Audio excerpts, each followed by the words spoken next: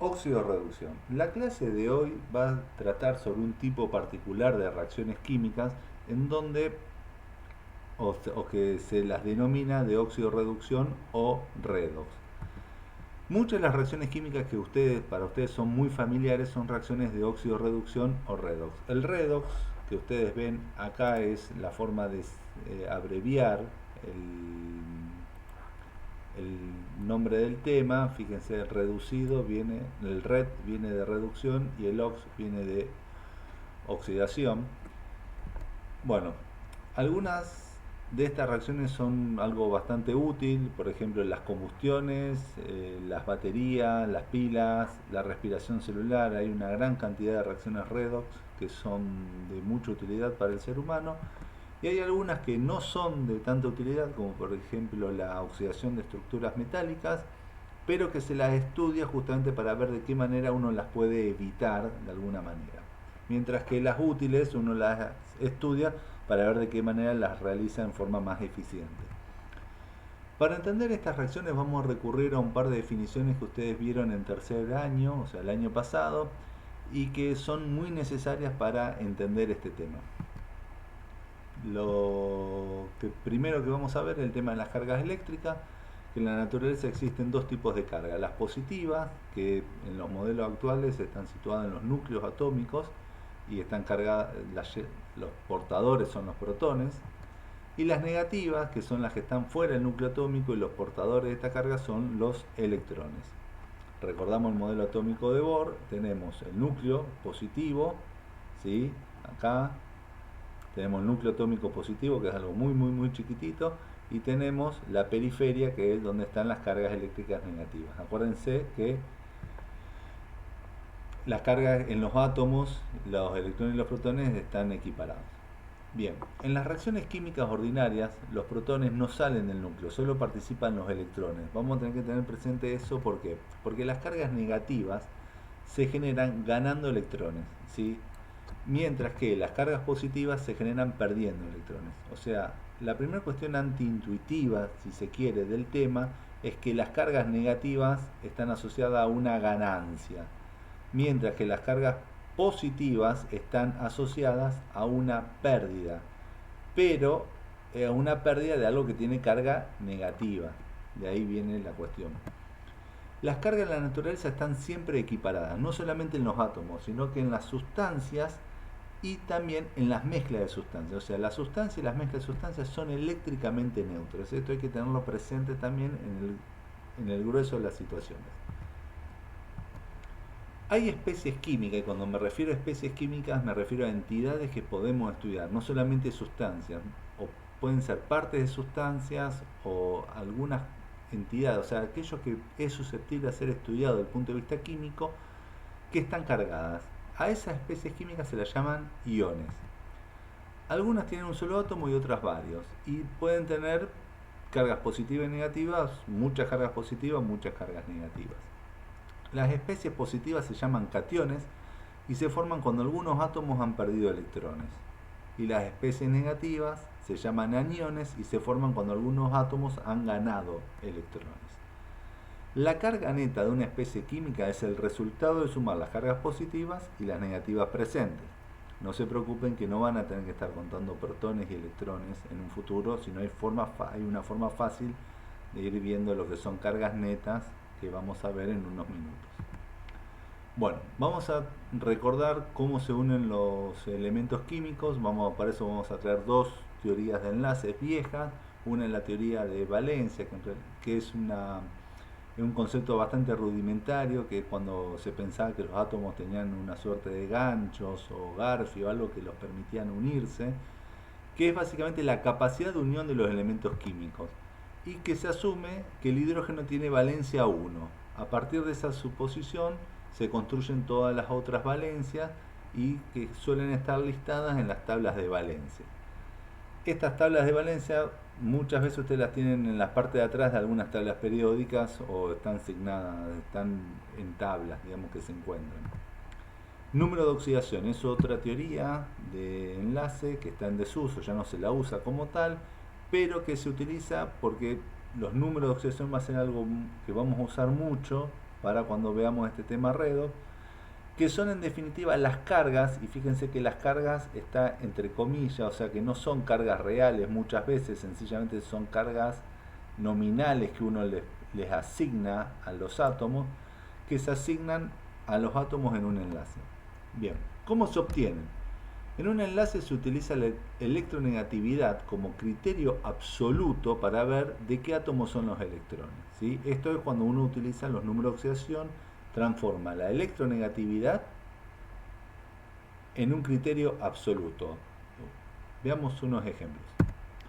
Vamos a tomar dos ejemplos, uno molecular y otro iónico, ¿sí? Para el molecular vamos a dar el agua y para el iónico el cloruro de sodio. Vayamos al ejemplo del agua. Ahí tenemos una molécula de agua, tenemos la estructura de Lewis, tenemos, digamos, los dos electrones rodeando el átomo de hidrógeno, dos electrones rodeando a este otro átomo de hidrógeno y 8 electrones rodeando el oxígeno. Bien.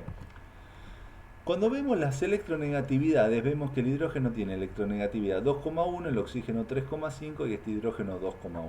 Si hacemos un corte, digamos, fino, estos electrones estarán más junto al átomo de oxígeno que los átomos de hidrógeno. Pero si hacemos de la electronegatividad un criterio absoluto, ¿sí? Lo que vamos a tener es que vamos a cortar estos enlaces así y vamos a ver que los hidrógenos se quedan sin ningún electrón, o sea que cada hidrógeno tiene un electrón menos, y ahí ese menos está entre comillas porque esto es un enlace covalente entre dos elementos no metálicos, entonces los hidrógenos siguen teniendo esos dos electrones o un electrón. Pero si hacemos de la electronegatividad un criterio absoluto, cada hidrógeno tiene un electrón menos y el oxígeno tiene dos electrones de más de los que tenía al principio. Entonces, como el hidrógeno tiene un electrón menos, le queda un número de oxidación más 1, o sea, es como una suerte de carga que se genera en torno al elemento hidrógeno, en torno a ese átomo, y el oxígeno va a tener una carga de menos 2 y el otro hidrógeno una carga de más 1. Si asumimos los números de oxidación, fíjense que nos queda más 1, menos 2 y más 1. Veamos, recordemos que esto es un compuesto molecular y el agua no tiene carga, ¿sí? O sea, estos números de oxidación no son cargas reales en los compuestos moleculares. En los compuestos iónicos se puede hacer el mismo tratamiento. Si hacemos la estructura de Lewis para el cloruro de sodio, nos va a quedar esto. Vamos a ver la diferencia de electronegatividad de 0,9 y 3, respectivamente. Entonces esos electrones estarán más junto al átomo de cloro que al átomo de sodio. Cuando vemos la estructura real, vemos que efectivamente hay una separación de carga acá, ahora lo vamos a ver un poquito más en detalle, pero el sodio tiene un electrón menos que el átomo, o sea, esta especie química que tenemos acá tiene un electrón menos que el átomo de sodio, y esta especie tiene un electrón más que el átomo de cloro. Los números de oxidación van a ser más 1 y menos 1. Importante, la suma ponderada de los números de oxidación da la carga neta de la especie química, ¿sí? ¿Qué significa esto? Cuando se trata de sustancias, la suma tiene que dar 0. ¿Por qué? Porque las sustancias son eléctricamente neutras, ¿sí? Fijémonos, en el agua teníamos más 1, menos 2, más 1, la suma da 0. Para sustancias iónicas, donde sí hay cargas reales, fíjense que tenemos más 1, menos 1, igual a 0. No importa que sea molecular o iónico, la suma ponderada de los números de oxidación da la carga neta y en sustancia esa suma da 0. ¿Cómo hacemos entonces para calcular los números de oxidación? Bueno, para calcular los números de oxidación en compuestos binarios es fácil, fue el método que vimos recién. El tema sería más complicado para calcular en compuestos ternarios, o sea, en oxoácidos, en hidróxidos, en sales ternarias. En esos compuestos es más complicado porque ya no tengo solamente dos elementos, sino que tengo tres. Bien, podemos recurrir a algunas reglas prácticas que van a permitir resolver esta situación de la siguiente manera. El oxígeno va a tener en los compuestos ternarios número de oxidación menos 2. El hidrógeno suele tener número de oxidación más 1. Y los demás elementos tienen número de oxidación positivo. Veamos un ejemplo. Tenemos el ácido perclórico ¿Cómo vamos a hacer? Vamos a hacer la suma ponderada. Tenemos 4 átomos de oxígeno con número de oxidación -2. ¿Sí? Vamos a hacer 4 por -2. Tenemos un átomo de hidrógeno que tiene un número de oxidación positivo +1. Entonces es 1 por 1. Y tenemos el átomo de cloro, que tenemos un átomo de cloro por su número de oxidación. Toda esta suma tiene que dar 0. Bueno, si resolvemos esto, van a ver que es bastante sencillo. El número de oxidación que tiene el átomo de cloro es +7. Con esta misma fórmula pueden calcular, digamos, los números de oxidación de cualquier elemento en cualquier compuesto. Y en las sustancias simples, bueno, en las sustancias simples todos los átomos son iguales. Entonces los electrones no están más tirados para un lado o para el otro. Y acá no importa cuál sea la fórmula, en las sustancias simples el número de oxidación es siempre 0. A ver, tenemos en los elementos metálicos, por ejemplo, como el hierro, las sustancias simples, bueno, el hierro metálico, el número de oxidación 0. Dioxígeno o oxígeno gaseoso, 0. En el ozono, que es trioxígeno, también 0. Octoazufre, o sea, una molécula de 8 átomos de azufre, el número de oxidación 0. Los fulerenos, que esto seguramente lo han visto cuando vieron los distintos tipos de alótropos del carbono, los fulerenos, número de oxidación 0. Carbono diamante 0. No importa cuál sea la fórmula de la sustancia simple, si es una sustancia simple, su número de oxidación es 0. Bien. En algunas especies químicas que son iónicas, la carga neta puede dar distinto de 0. ¿Cuándo? Y justamente, veamos, tenemos el anión permanganato, tenemos este anión, ¿sí? Que esto podemos pensar que viene del ácido permangánico o del permanganato de potasio, no sabemos si es un anión que está ahí. ¿Y cómo haríamos el cálculo? Bien, veamos. Acuérdense que el anión permanganato nosotros los construimos ya sabiendo que per y ato corresponden al máximo número de oxidación o la máxima valencia del manganeso. El manganeso, la máxima es 7, o sea, ¿qué tenemos? Un átomo de manganeso, número de oxidación de manganeso 7. Acuérdense que esto va a venir, el oxígeno siempre tiene -2 y el otro tiene, si este es negativo, este tiene que ser positivo. Entonces tenemos un átomo de manganeso por 7, porque era el más grande. Después tenemos 4 átomos de oxígeno por su número de oxidación -2, esto nos va a dar -8 más 7 nos da -1. Que este -1, ¿sí? Ahí lo tenemos señalado, es la carga neta del anión permanganato. Lo mismo podríamos hacer con el catión amonio. Por ejemplo, tenemos 4 átomos de hidrógeno que tienen número de oxidación +1, ¿sí? Y acá el nitrógeno, ¿sí? Acuérdense que si un número de oxidación, cuando yo tengo dos elementos, ¿sí? En una especie donde yo tengo dos elementos, si hay un elemento que tiene número de oxidación positivo, el otro lo tiene que tener negativo. Acuérdense que el hidrógeno tenía número de oxidación +1, ¿sí? Bien, entonces tenemos 4 por 1 me da 4, por más 1 por -3, que es el número de oxidación que tiene el nitrógeno en el catión amonio, me da la carga neta de la especie, que es +1. Esto a este catión nos lo vamos a volver y lo vamos a estudiar un poquito más en detalle cuando veamos ácido-base. Por ahora lo podemos dejar momentáneamente de lado. El anión permanganato sí va a ser más importante en este tema.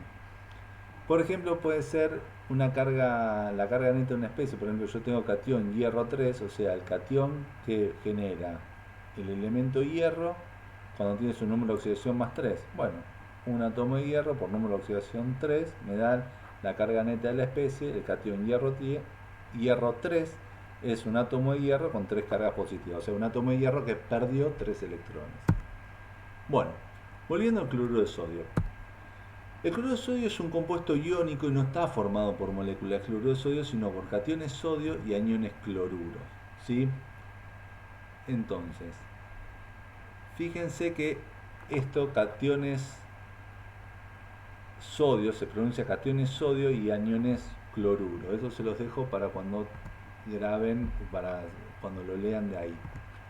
Bien, todos los electrones pertenecen al átomo de cloro. ¿Qué significa? Que el átomo de sodio no tiene, perdió su electrón del nivel 3s1, ¿sí? Ese electrón lo perdió y el nivel 3s quedó vacío, quedó vacante completamente.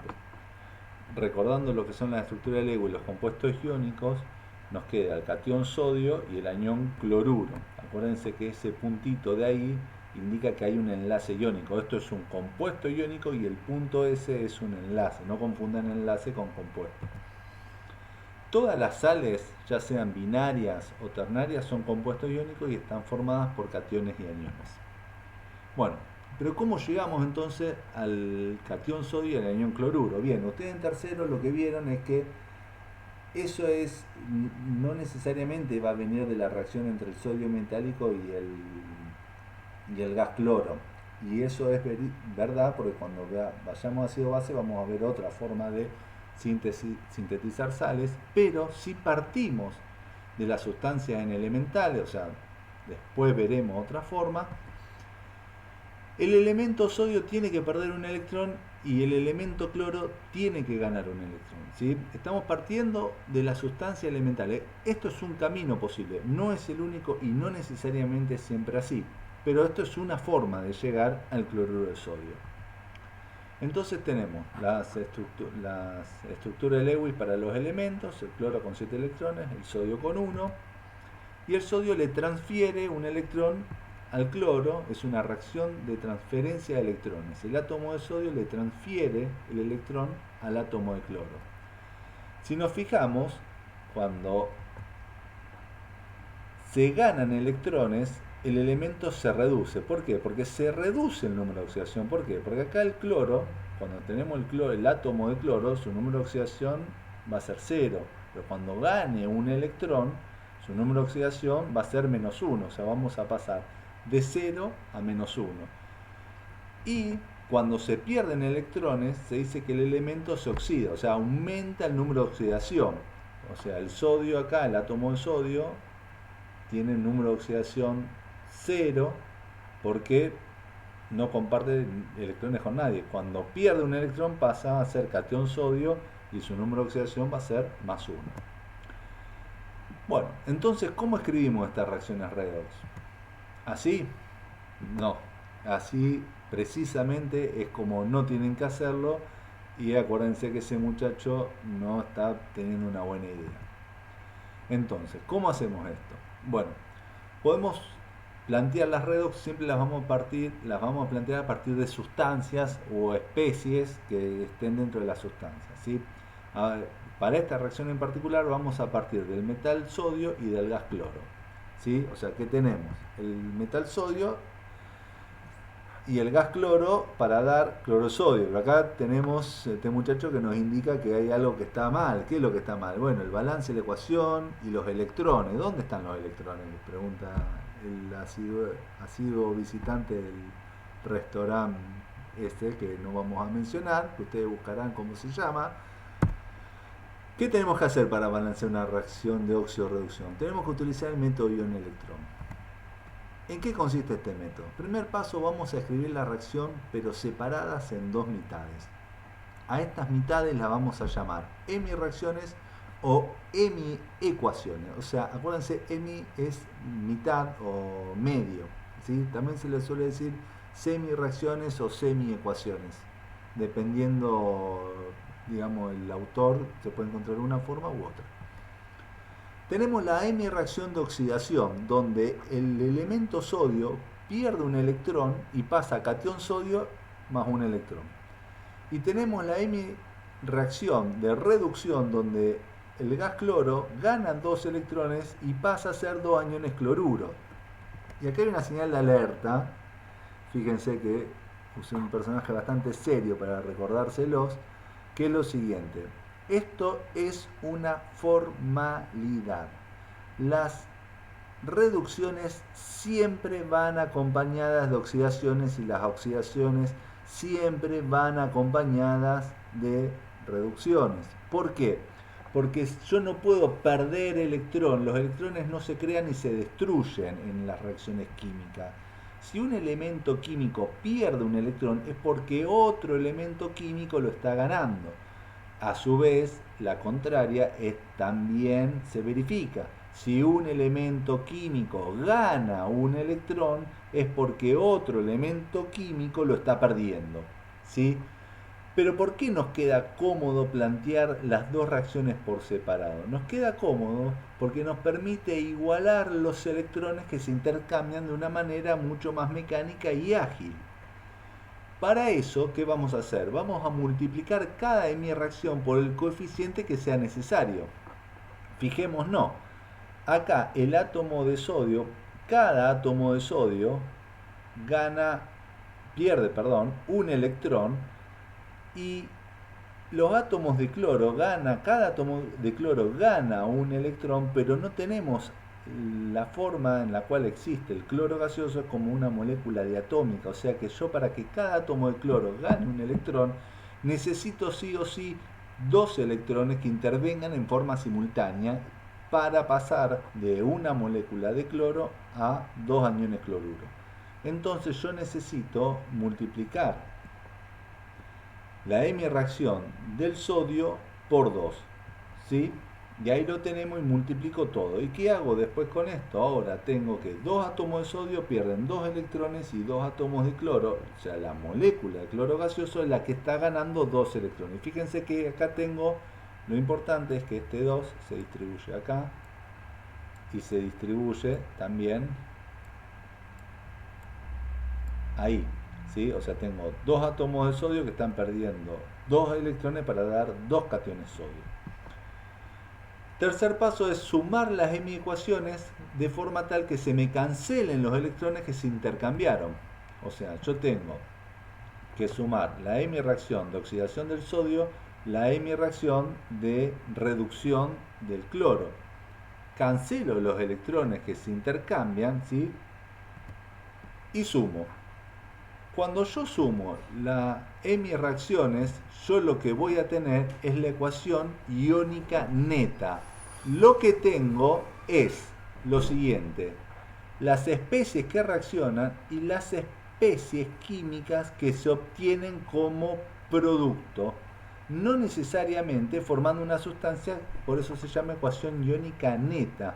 Fíjense que acá no tengo una sustancia, sino que tengo dos aniones cloruro y dos cationes sodio.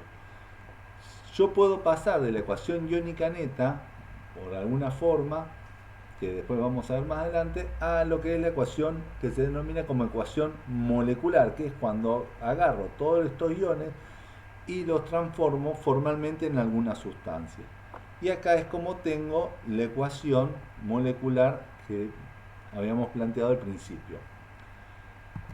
Y ustedes se dirán, ¿cuántos tengo que escribir para escribir una redox? Bien, en principio serían 3 renglones o 4. Yo tengo la hemireacción de oxidación, la hemireacción de reducción, la ecuación iónica neta, y con la ecuación iónica neta suele ser suficiente para explicar las redox en sí, y está la opcional de escribir la ecuación molecular. Generalmente esto es lo que uno escribe cuando balancea una ecuación redox. Tenemos otros ejemplos. Por ejemplo, tenemos el ataque del zinc por el cloruro, por los ácidos en general. Esto lo vamos a ver más adelante. Cuando yo tengo especies ácidas, lo que tengo generalmente es este catión hidrógeno. Esto es lo característico de los ácidos, o al menos lo que vamos a ver nosotros en las teorías ácido-base.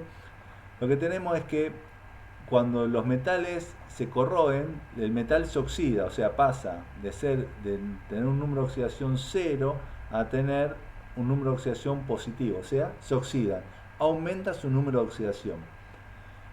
Y para que este se oxide hace falta que otro se reduzca. En el caso particular, un agente oxidante muy común suele ser el catión hidrógeno que está presente en los ácidos y el hidrógeno pasa a hidrógeno gaseoso. Bien, fíjense que acá sí o sí, bueno, acá están igualados la cantidad de electrones, 2 electrones para cada lado y la ecuación sale bastante sencilla. Otros ejemplos también se puede dar cuando yo tengo oxidación de metales por parte de cationes que son más oxidantes. ¿Sí? Esto vamos a ver más adelante, un poquito más, mucho más de esto. Por ejemplo, cuando el zinc es atacado por el catión cobre 2 y el zinc se oxida, pasando a una especie más oxidada que el catión zinc 2, y el cobre se reduce formando cobre metálico.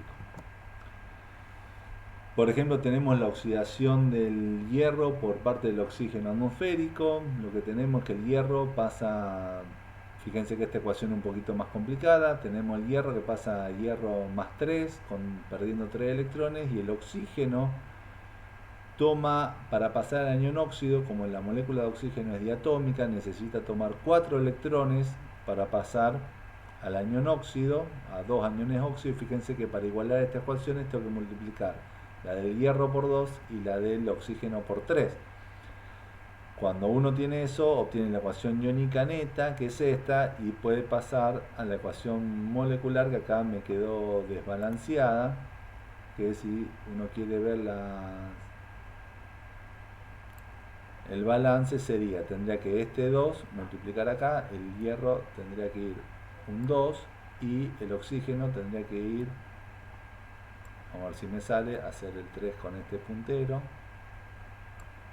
a un 3 en el oxígeno, y tendríamos, ahí bueno, se sabrán disculpar eso, esa imperfección.